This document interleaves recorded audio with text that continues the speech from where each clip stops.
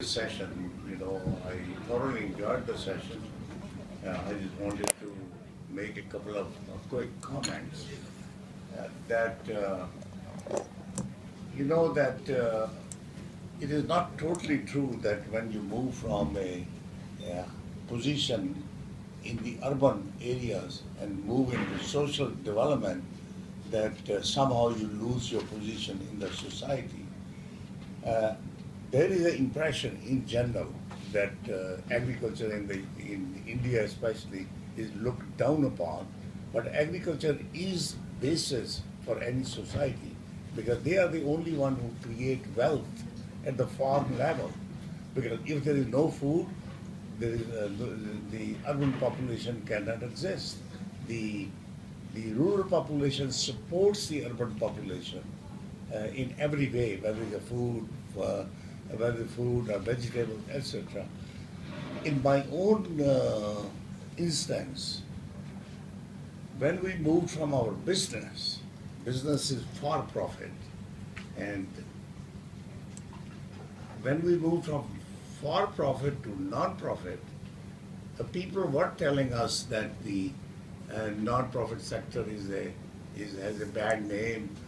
It has a bad name because in India, in a country like India, many of the non-profits are businesses, a front for the politicians to make money.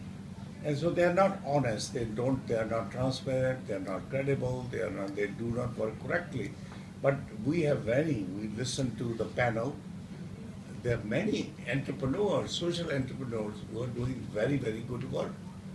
And that will, in my opinion, that will bring them tremendous reputation because social entrepreneurship is something, a very difficult work to do. It has brought us a lot of recognition because when we were in the business itself, we were one, me too. But when we are in this social work, and people recognize that we are doing good work because we are transparent, we are credible, we deal honestly and correctly with the people, it has brought us a lot of good recognition. So don't give up agriculture, don't give up social entrepreneurship. I think it will bring you more recognition in the long run. In the short term, it may be a little setback. I sympathize with Dr. Singh, but on the other hand, my personal experience different because I am more known now in the social work rather than in the business work, although seed industry owes a lot to what we did in the country. Coming back to again social entrepreneurship, this social entrepreneurship could be for profit and could be for non-profit. Many of us sitting here and who are working in the non-profit sector, there are the people who are here who are in the for-profit sector. Both can lead to good results. I think you need both. You need missionaries, and I shouldn't use the word mercenary. Mercenaries after money, but we don't need mercenary, but we need good, honest business people, because how rural India needs to create jobs. Who is going to create jobs? The jobs have to be created by the private sector. And therefore, I believe that both are needed as long as we are able to create jobs in the country. So, having said that, I think I am for both. I am both a businessman and I am a social entrepreneur. Both for profit. I made all my money from the business and I'm giving it back to the society because it's very important that those people are the ones who made us rich. And once we have created wealth, it is very important that we share our wealth with the community. And that is a goal which myself and my wife are pursuing. And I think that's very important. Then I just wanted to say that a statement was made that small is beautiful. Small is beautiful, and I agree. The big makes an impact. The name of the game is really the results at the end of the day. How much impact, how we affected the lives of the people, how we have changed the lives of the other people for good. I think that's very important. So we must create an impact. In our foundation, we say if you cannot create an impact, don't do it. But you cannot measure, don't do it. You should be able to measure the impact which you are creating in the society. So I think with those remarks, now I can move to the foundation. What exactly? Because a lot has been said about the foundation. The foundation is 15 years old. We have learned a lot. We have learned a lot of, we made many mistakes. And the purpose of the book, Together We Empower, is primarily that the new people who are coming in the field can avoid the mistakes which we have made. They can learn from our mistakes and do good work in the villages. India villages need help because there's 640,000 villages. And of course, one has to start somewhere. One has to start small and actually have to make a big impact. It will take time, in the sense that the work which is being done. I was very interested in the various models, and it is that one can scale up many of these models, whether it is a sanitary napkin model or whether it is a solar electrifying our villages. Any of these things can be scaled up for further impact. Because if we change one or two villages, it is not, the impact is very limited. We need to move at a big scale because there are 640,000 villages and 700 million people who live in the villages and who make their living from the land. And that their sources of income need to be diversified. We need small industry in the villages. We need more industry. We need to create more jobs so that we can stop. You, sir, mentioned that how we can stop people moving from rural areas to urban areas. We can only stop them if we create a source of income. And because the young people do not want to go agriculture because, as I said, that agriculture that it is associated with poverty. That's the only reason. Because if you're a farmer, you're poor. Because you're illiterate, you are not educated, you don't understand all those things. I think that the foundation, our foundation, I will just make a couple of quick comments because I know we are short of time. Jane mentioned this morning that we work in three key areas. India's problems are enormous, we all know that. And there is no single person can tackle them. We need partnerships, we need partners, we need to work together, we need to cooperate, we need to make the knowledge available to other people. So with that mission, we said, what are the three key problems? Three key problems in India, there are many problems, three key which we are working on. One is that India's population is expected to be 1.7 billion with B, by 2040. We are already almost approaching we are approaching right now, we are 1.25 or 1.3 billion people. And when it goes to 1.7 billion, we'll be adding in the next 20 more years, 400 million more people.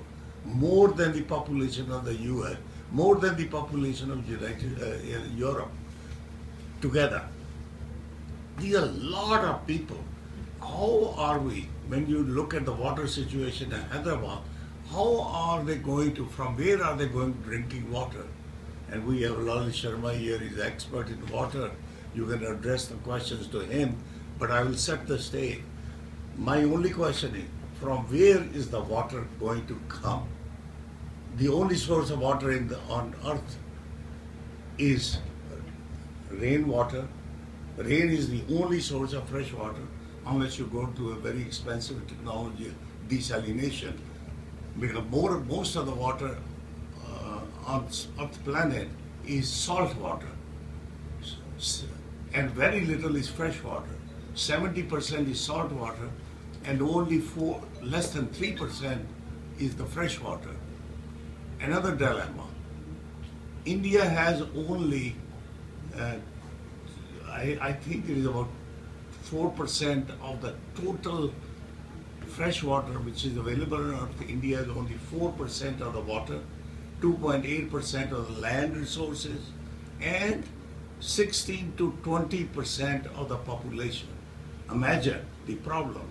We have very little water and we have lots of people. And in the next few years, we need to tackle this water problem, and Lalit can answer any question pertaining to water. Second most important thing is that is water security. India does not have water security. Will India die of thirst before it dies of starvation? I cannot tell you.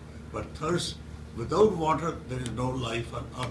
We need to pay attention to water. Second is food security. When you have such a big population, already India has the largest population of malnourished children and anemic women. We are talking of women empowerment. The women in the household, I grew up in the household, I have 6 sisters. I know exactly the position of women in the society. We need to make sure that they get proper nutrition. We are already nutrient short. There is not enough food to eat. And how are we going to feed another 400 million people? So there is a other attention to pay is food security. We have problem with the water security. We have problem with the food security. Now, India's soils are completely degraded, and I think there are experts here sitting who can tell more than I can, because we have a total area under cultivation is about 161 million hectares.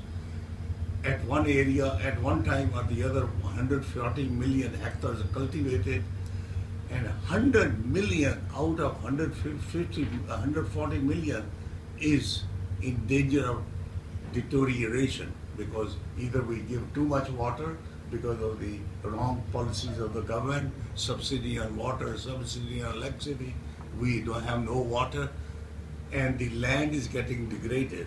So we have big problem with our soils. I know that some of you are agriculturists, they're like Murli Krishnan and Ramarao and so on, sitting back, because they can tell you, if we don't take care of our soils, we have a big problem in India on producing food. And if the 100 million hectares have become very difficult to farm, from where is the food going to come? So those of you who are entrepreneurs, please pay attention to agriculture is very important profession. It has to be taken care of.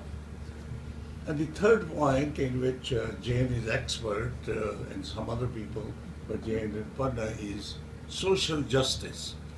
There was some question, this morning, Mr. Mullins, His Excellency, talked about it's a bit about social justice. Social justice is when you basically, culturally, at least I think, we are born unequal. For some reason, India is an unequal society. We believe in a hierarchy, top down, place of women in the society, not equal. So we people in the foundation, we are paying a lot of emphasis on women equality. And Jane can talk more if there are any questions that can be addressed to her. The only thing I want to say is, if there is no social justice in this world, and if the women are empowered, we have a big problem. Because if you want peace on earth, cultivate social justice. We must uplift our women. We must empower the women. We must provide the skills to the women. We must create equality in the society. We cannot continue to remain as an unequal society. I think with these remarks, that's why we work on water. That's why we work on agriculture. That's why we work on social justice. And social justice is very dear to our heart, because if the country can be governed properly, if rural India can be governed properly, if there is a good rural governance, there is no reason that India can remain as a developing country. I think it can move into, somebody mentioned this morning, superpower. No, we first have to become a part of the developed world. We need to get out of third world country status and empower the women if you want social justice.